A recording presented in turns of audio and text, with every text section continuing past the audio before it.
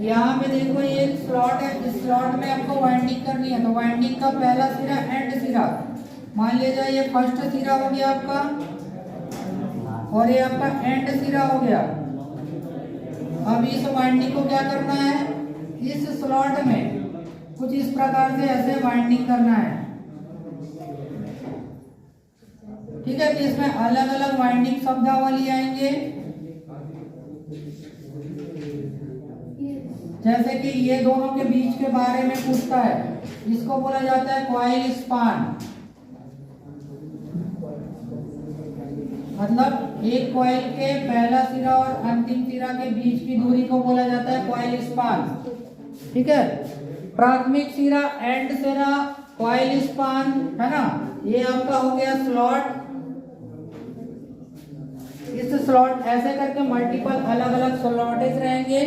उन स्लॉटों में क्या करना रहेगा, वाइंडिंग करना रहेगा। वाइंडिंग कैसे होगा, दो प्रकार का वाइंडिंग होगा डीसी में। एक होता है आपका लैप वाइंडिंग और एक वेव वाइंडिंग।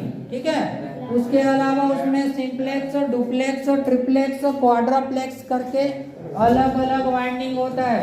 सिंप्लेक्स में सिंगल सिंगल, डुप्लेक्स में डबल, ट्रिप्लेक्स में ट्रिपल और क्वाड्राप्लेक्स में 4, है ना।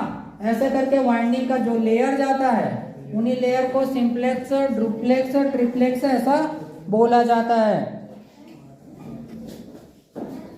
तो यहाँ पीछे देखेंगे तो पीछे में कुछ इस प्रकार से दिया हुआ है ABCD करके, है ना। उसमें एक एक्टिव चालक और एक होता है इनएक्टिव चालक। एक्टिव चालक कहाँ पे आता है पूछता है। ठीक है, तो एक्टिव चालक कहाँ पे आता है, ये आपके इसके बारे में दिया हुआ है।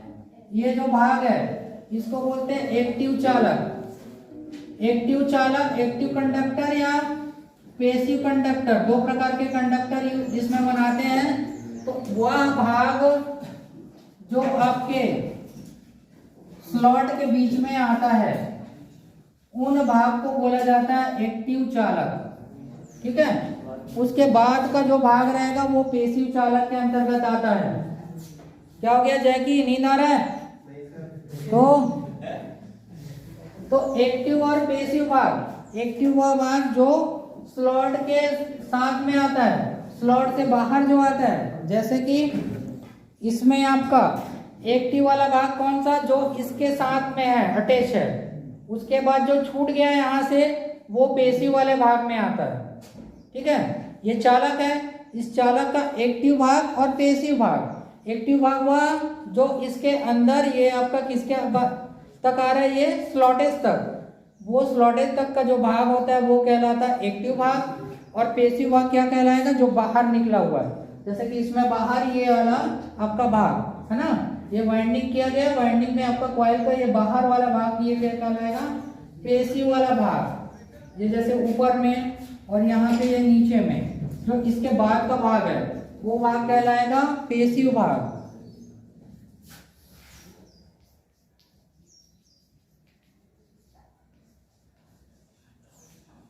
पैसिव भाग या पैसिव पार्ट।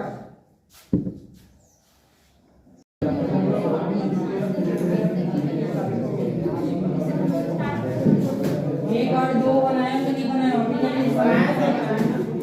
तो लाके दिखाओ पहले कैसे क्या है। पहले मेथड बता दो, उसमें सारे चीजों का टेबल दिया हुआ है, जिसमें आपका करंट डालना है, जिसमें सावधानी डालना है ना। मेन में उसका क्या करना है, डायग्राम बनाना है। उस डायग्राम में जो जो चीजें दिखती है उसी को निकालने लगाने के लिए जो जो उपकरण उपयोग होते हैं वो आइटम डालना है ना। टूल्स क्या होते हैं वो पता है उनको, कौन कौन सा टूल्स के अंतर्गत आता है।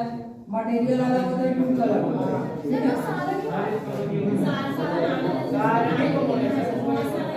लेके आओ उसको चेक कर लेते हैं, फिर जैसा भी रहेगा उसको सबको लिखते चलना है सभी को।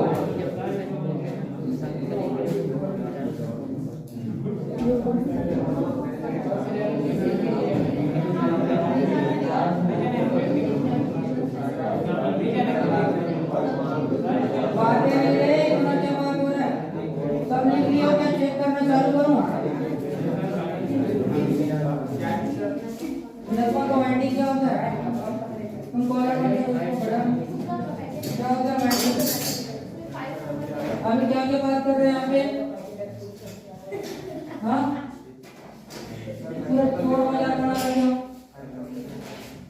जितना जल्दी जमा कर दो वही है ना। अभी तक तो मैं कब से बोल रहा हूँ, अभी तक कोई लिखे हो नहीं लिखे हो, कुछ अता पता नहीं है तुम लोग का।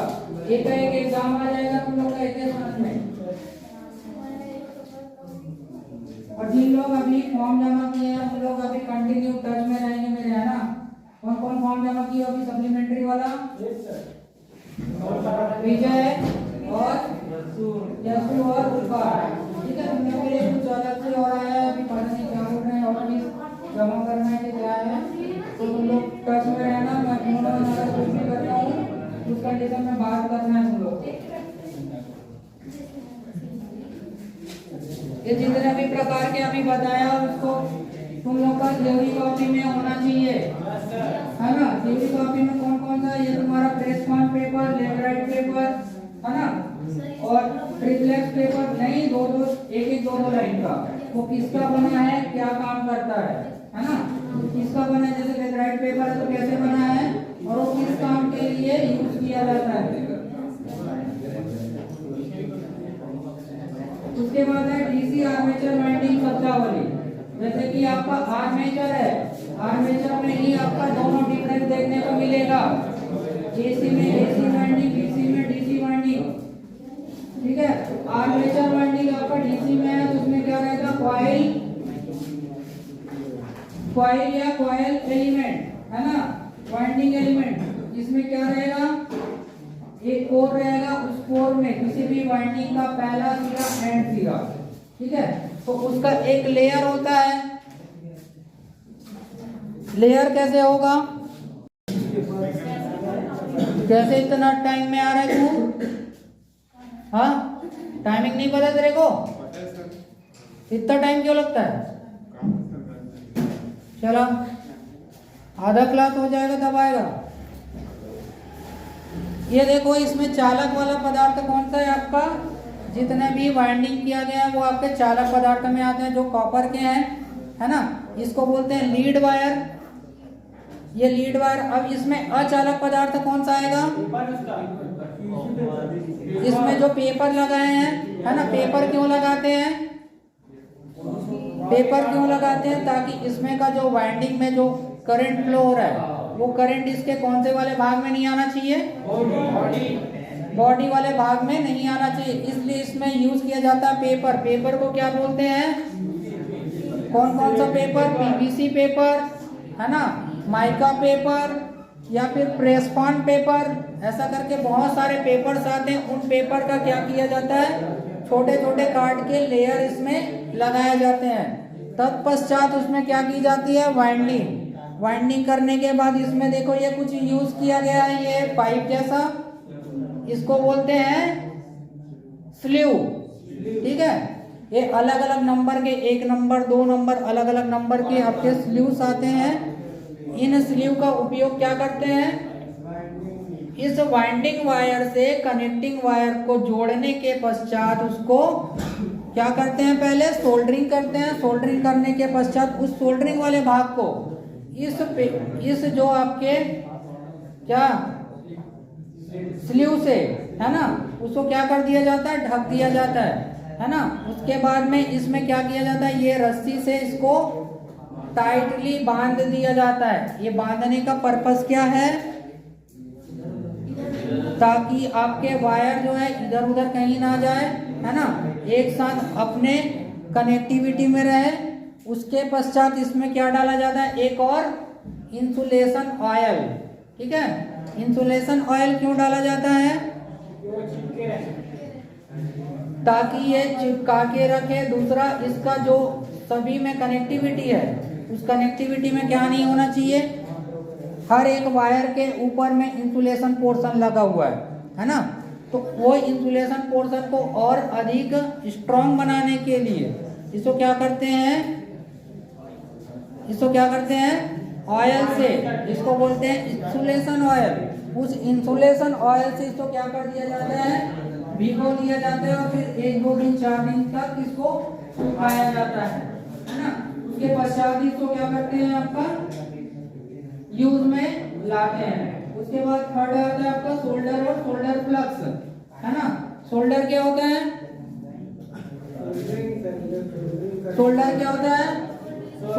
सोल्डरिंग, देखो किसी भी चीज को जोड़ने के 3 तरीके हैं। पहला सोल्डरिंग, सोल्डरिंग में हम क्या करते हैं कि जितने भी प्रकार के आपके वायर हैं उस वायर को एक दूसरे से कनेक्टिविटी करने के लिए, प्रॉपरली कनेक्टिविटी करने के लिए हम सोल्डरिंग करते हैं।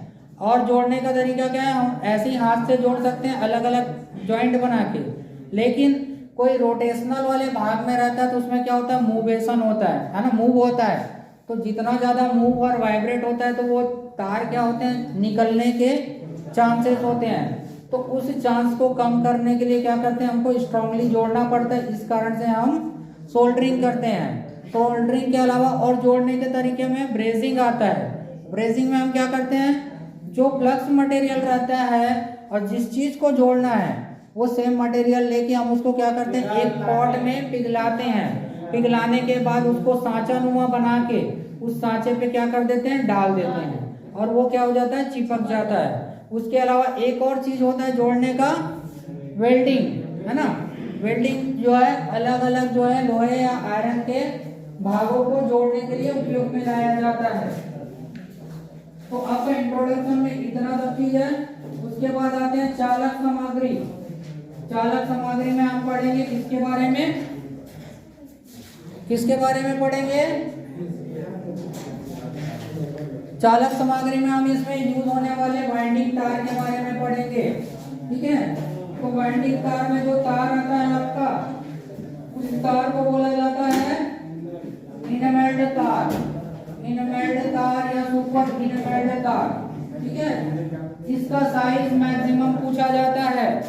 साइज कैसे निर्धारित करेंगे, साइज कैसे निर्धारित करते हैं, इसमें कितने गेज का तार यूज हुआ है कैसे निर्धारित करेंगे, से, है ना।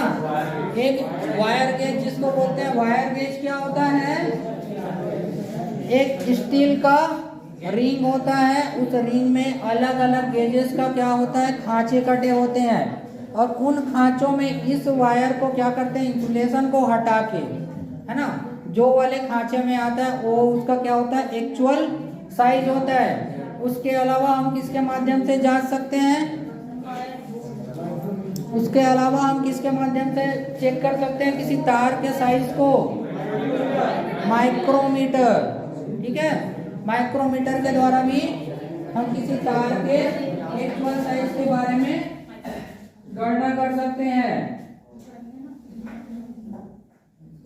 इसमें चालक सामग्री में आपका दिया है छोटी मध्यम क्षमता वाली वैद्युतिक मशीनों तथा उपकरणों की वाइंडिंग के लिए सामान्यतः बेलनाकार आकार के इनमेल्ड तारों का उपयोग किया जाता है।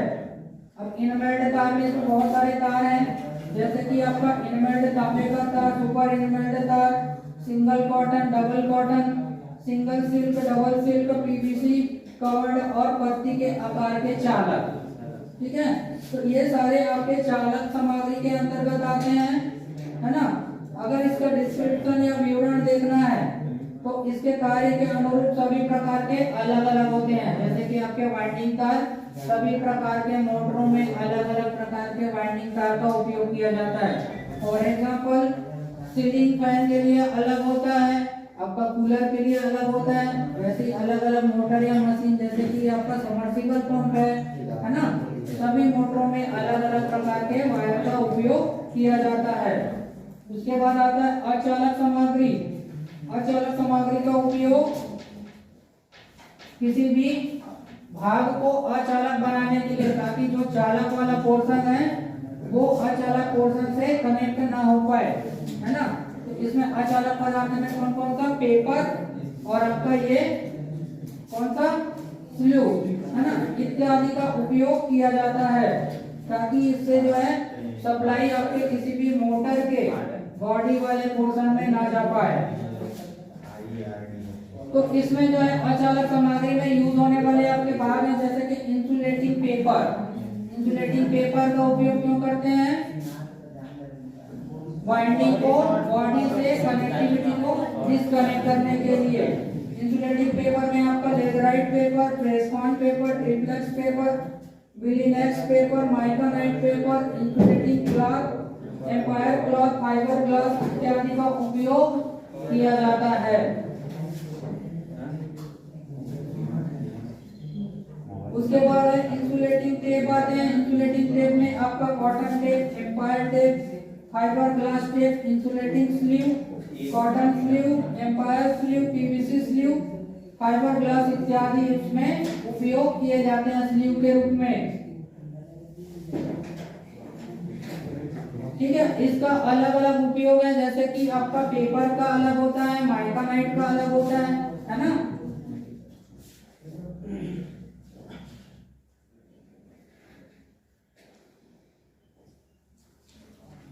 इसमें जैसे आपका इंसुलेटिंग पेपर दिया है, इनका उपयोग आर्मेचर स्टेटर के कोर खांचों में स्थापित की जाने वाली कॉइल को कोर से पृथक करने के लिए, जो बताया मैं यहाँ पे है ना, उसको क्या करते हैं, वो कोर से उसको पृथक यानी कि अलग करने के लिए उपयोग किया जाता है। प्रेसफॉर्म पेपर या सामान्यतः पीले रंग का अत्यधिक चमकदार मोटा कागज होता है। इसका उपयोग भी लेटराइट पेपर की भांति किया जाता है। यह जो है श्रेणी ए के प्रकार का अचालक पदार्थ है। कभी कभी श्रेणी ए बी सी ऐसा करके भी पूछता है। ठीक है, उसमें क्या पूछेगा, आपका लेटराइट पेपर, प्रेसफॉर्म पेपर कौन से प्रकार का पेपर जो है ए क्लास में आता है, बी क्लास में आता है, सी क्लास में आता है, डी क्लास में आता है ना। तो सभी का क्लासेस पता होना चाहिए। क्लासेस आपका उसमें और पढ़े होंगे इंसुलेटिंग में, है ना। ए प्रकार के कौन से आते हैं, बी प्रकार के कौन से आते हैं, सी प्रकार के कौन से आते हैं। जैसे माइकानाइट में दिया, यह कागज अथवा कपड़े पर अभ्रक की पर्द चढ़ाकर तैयार किया जाता है। यह प्रायः सफेद रंग का होता है और यह श्रेणी ई तथा बी अचालक पदार्थ है। यह नमीरोधी, अग्निरोधी और उच्च डाइलेक्ट्रिक स्ट्रेंथ वाला होता है। यह उच्च डाइलेक्ट्रिक स्ट्रेंथ क्या होता है, डाई इलेक्ट्रिक स्ट्रेंथ किसे कहा जाता है। हाँ जी, हाई डाइलेक्ट्रिक स्ट्रेंथ किसे कहा जाता है।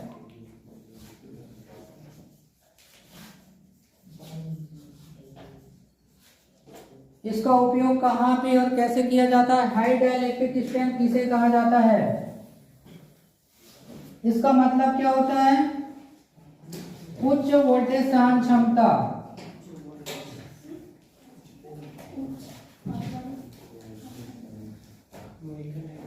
उच्च वोल्टेज सहन क्षमता मतलब वो क्या है, अधिक से अधिक वोल्टेज को सहन करने की क्षमता रखता है ना। कई सारे ऐसे चीजें होती है जैसे कि केबल या कंडक्टर यूज करते हैं, जैसे जैसे वोल्टेज का लेवल बढ़ते जाता है, वो कंडक्टर का इंसुलेशन भाग देखना, है ना। जब कभी भी वहां जाते हो डीजल मैकेनिक में काम करने या फिर आपका यहाँ पे इंस्ट्रूमेंट में, वहाँ बड़े बड़े केबल आए, देखना उसका सीरा वाला भाग क्या हो गया है, फटने लग गया है, ब्रेक होने लग गया है। तो वो क्या है, वो उसका जो वोल्टेज है उसको वो क्या कर नहीं पा रहा है, सहन नहीं कर पा रहा है। अर्थात जितना वोल्टेज है उससे कम रिक्वायरमेंट का वो केबल वहाँ पे क्या किया गया है, यूज किया गया है। तो जब कभी भी हम कहीं पे केबल निर्धारित करते हैं तो उस केबल के लिए उसका करेंट, वोल्टेज, सारे चीजें निर्धारित होना चाहिए, है ना। अगर उससे कम का लगाते हैं तो उसमें क्या होगा, वो जो केबल है वो अपना अस्थायित्व हो जाएगा और जलने या फिर ब्रेक होने या शॉर्ट सर्किट होने की संभावना होती है। ठीक है, तो इसलिए जो रिक्वायरमेंट का रहता है उसी रिक्वायरमेंट के अकॉर्डिंग उसका केबल इत्यादि का चयन करना चाहिए। ठीक है, तो इसमें जितने भी प्रकार के हैं ये इंसुलेटिंग पदार्थ है। उसके बाद आता है आपका वार्निश। वार्निश एक द्रव है जो अचालक पदार्थ का काम करता है ना। इसका उपयोग क्या करते हैं, वाइंडिंग अचालकों में उत्पादन अचालकत्व को बढ़ाने के लिए इसका उपयोग किया जाता है। इसके अलावा देखो इसमें वर्ग या क्लास दिया हुआ है जिसमें वाई, ए, ई, बी, एफ, एच और सी दिया हुआ है ना। इसके अंतर्गत कौन कौन से प्रकार के आपके चीजें आती हैं, जैसे कि सूत, रेशम, सामान्य कागज आपके क्लास वाई में आते हैं। ए में सूत, रेशम, तेल, भीगा कागज आता है। ई में आपका leatheroid paper, empire cloth, fibre आता है। बी में अभ्रक, फाइबर ग्लास, एस्बेस्टस आता है। एफ में आपका अभ्रक, फाइबर ग्लास, एस्बेस्टस आता है। एच में एलास्टोमर तथा अभ्रक, फाइबर ग्लास, एस्बेस्टस मिश्रण आता है। ठीक है, इसका टेम्परेचर भी दिया हुआ है, जैसे कि 90 टू 180 डिग्री तक के ये आपके क्या होते हैं, तापमान में यूज किए जाते हैं। सोल्डर और सोल्डर प्लग्स पता है सभी को, है ना, जो सोल्डरिंग करते हैं, है ना। तो इसका जो आपका वो पूछता है उसको अंडरलाइन कर लेना, है ना। टीन और लेड का जो मिश्रण रहता है 40-60 60-40 का जो है यूज होता है। जैसे कि टीन है आपका 40 का और लेड होता है आपका 60%। ठीक है, इसको अंडरलाइन करके रख लो, क्वेश्चन में आता है। ठीक है, सोल्डर और सोल्डर प्लग्स, तो इसमें टीन और लेड का अनुपात क्या होता है, 40:60। ठीक है, सभी अंडरलाइन कर लेंगे। सोल्डर करने के लिए सामान्यतः उसकी सावधानियां होती है, उसको क्या करना चाहिए, उस जगह को साफ करना चाहिए ताकि उसमें किसी भी प्रकार के मटेरियल अवशेष न रह जाए।